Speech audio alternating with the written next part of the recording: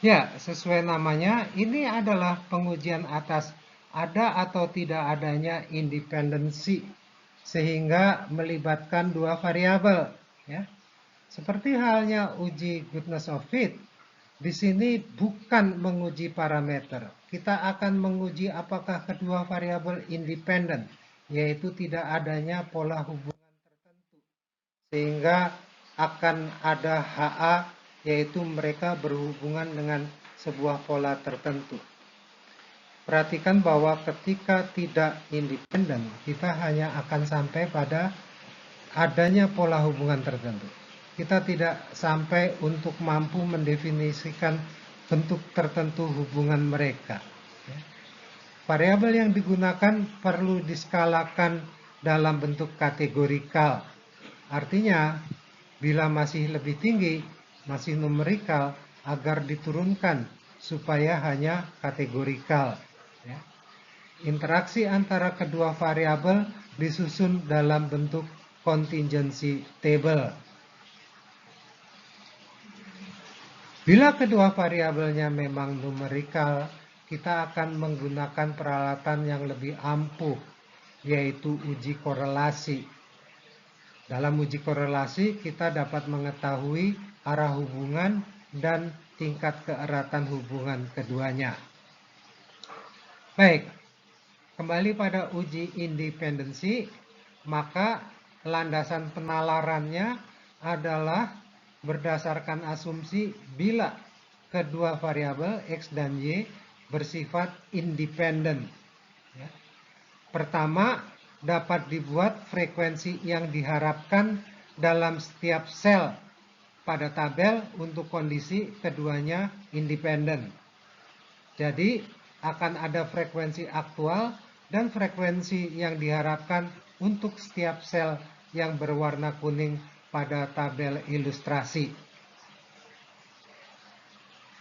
Penyimpangan frekuensi aktual dari frekuensi yang diharapkan akan menentukan apakah kedua variabel independen atau tidak. Penyimpangan yang terlalu jauh akan menyebabkan kita berkesimpulan bahwa perbedaan atau penyimpangan itu bukan sebatas sampling error, namun karena ada kekuatan nyata yang mendasarinya yang merupakan petunjuk adanya pola hubungan tertentu di antara keduanya. Kadar penyimpangan dinyatakan dalam bentuk seperti pada goodness of fit, yaitu dalam bentuk variasi dan relatif terhadap nilai yang diharapkan. Karena sajian dalam bentuk tabel silang, yaitu adanya baris-baris dan kolom-kolom, maka formula yang terdahulu jadinya ditulis begini, ya, untuk dapat dimaknai mencakupi seluruh sel yang ada pada data.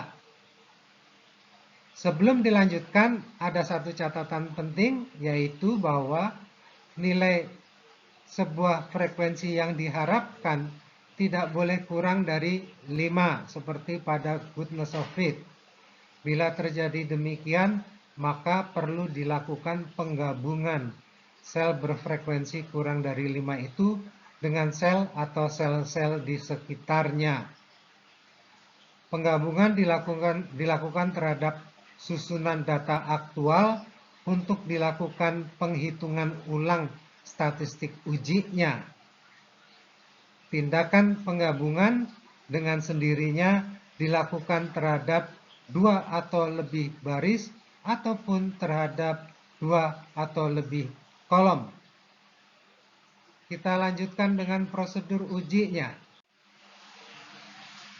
Berdasarkan uraian pada frame sebelumnya dan pemahaman pada uji goodness of fit, seperti apa jadinya desain dari pengujian ini?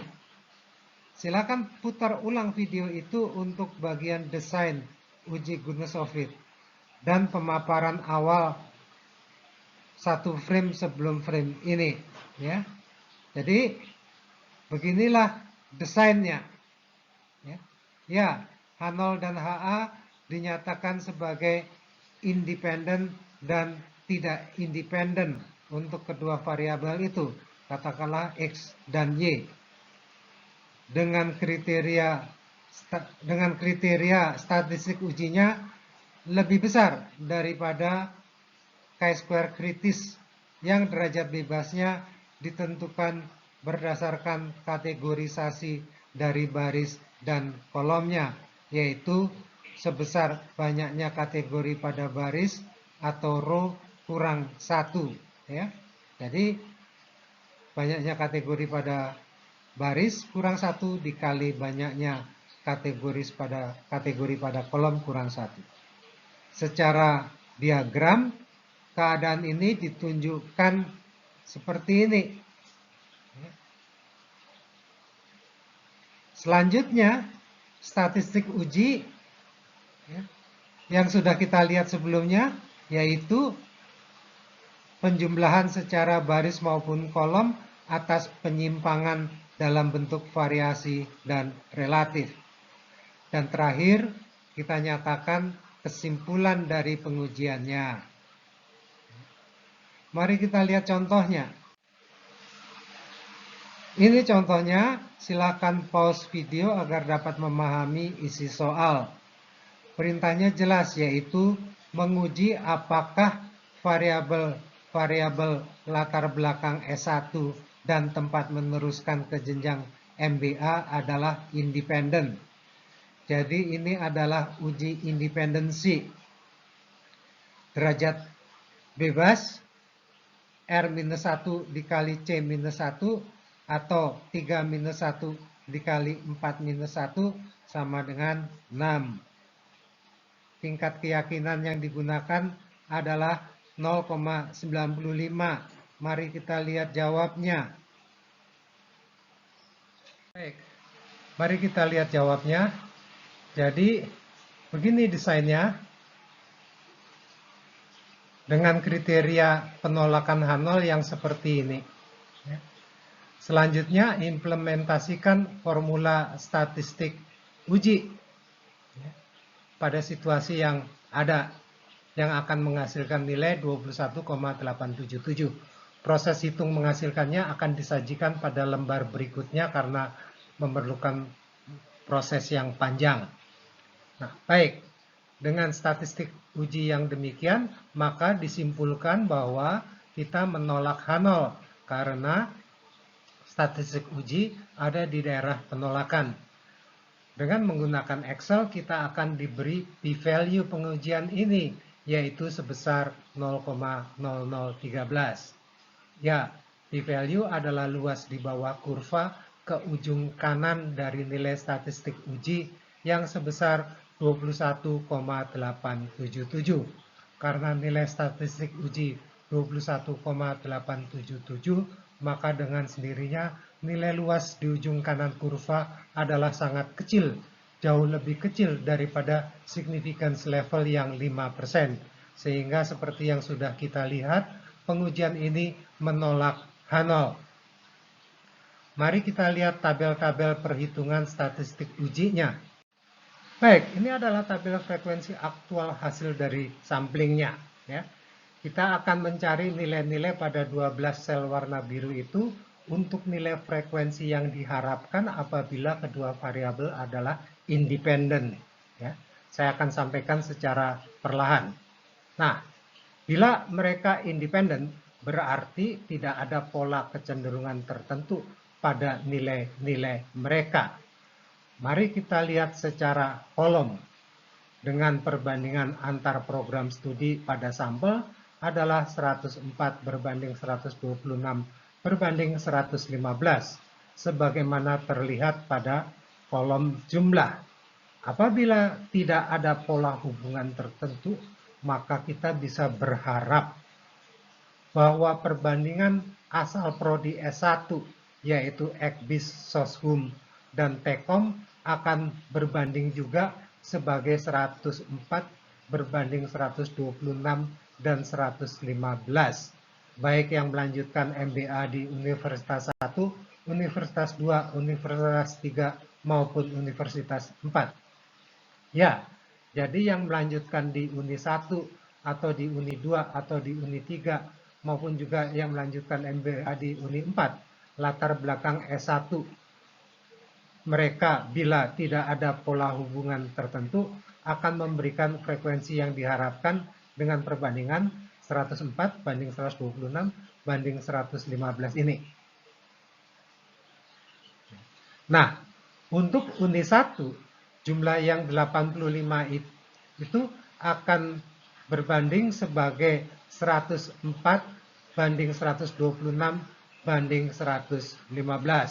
Maka di Uni 1 yang berasal dari XBIS adalah 104 per 345 dikalikan dengan 85 yaitu 25,62.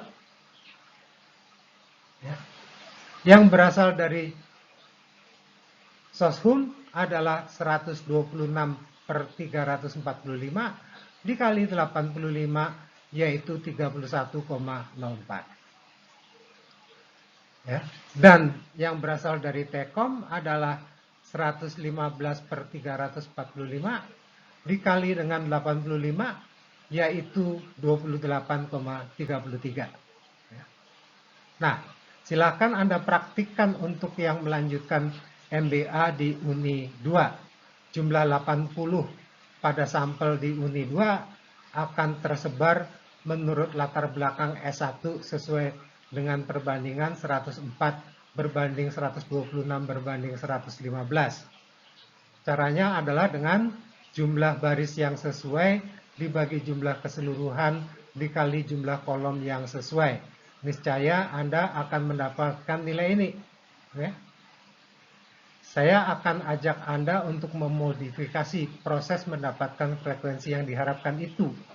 Silakan dipraktikkan untuk kolom Uni 3 dan Uni 4, yaitu melalui proses jumlah baris dikali jumlah kolom dibagi jumlah keseluruhan.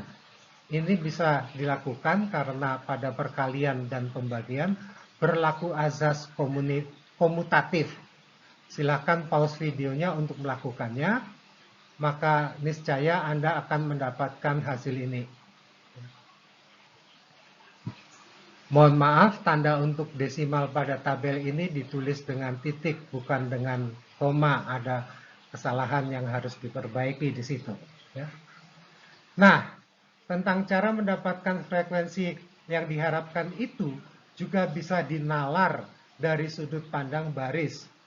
Dari 104 yang berasal dari prodi S1 XBIS, maka sebarannya di lintas universitas adalah dengan perbandingan 85 banding 80 banding 90 banding 90. Sama halnya 126 yang berasal dari prodi S1 Soshum, sebarannya di lintas universitas adalah dengan perbandingan 85 banding 80 banding 90 dan banding 90. Menalar dengan cara ini akan sampai pada formula hitung yang sama. Baik, saya sampaikan ulang secara teknis, nilai setiap sel pada frekuensi yang diharapkan adalah perkalian jumlah baris dan jumlah kolomnya dibagi dengan jumlah totalnya yang 345 itu. Ya. Sekarang kita akan menerapkan formula statistik uji untuk menghasilkan variasi relatif. Variasi karena merupakan penjumlahan atas pangkat 2 dan relatif karena yang dipangkat 2-kan itu kemudian direlatifkan terhadap nilai yang diharapkan. Inilah hasilnya. Jadi jumlah dari variasi relatif tersebut atau statistik ujinya adalah 21,877. Nah, kita lanjutkan dengan penggunaan insert function pada Excel untuk uji independensi ini.